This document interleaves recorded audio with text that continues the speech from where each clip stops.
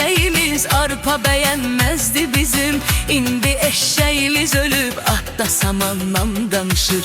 Qalmayıb sevgi məhəbbət işığından bir ümid.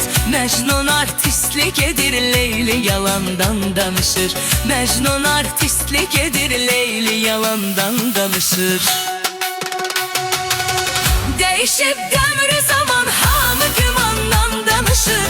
Mallar rüşvətxanadan kafir imandan danışır. Değişip demri zaman hamı gümandan danışır.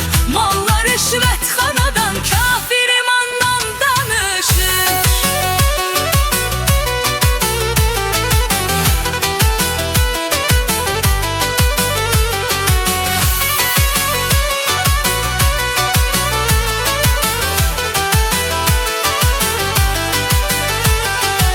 Geçmişte meşhur olan qəhrəman aslanlarımız meşeye girmek üçün indi siçandan danışır. İstədim dillənib öz haqqımı ispat edeyim. Dediler pulsuz olan insana candan danışır.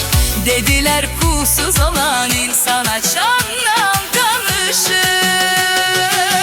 Değişip dönür zaman hamı gümandan danışır.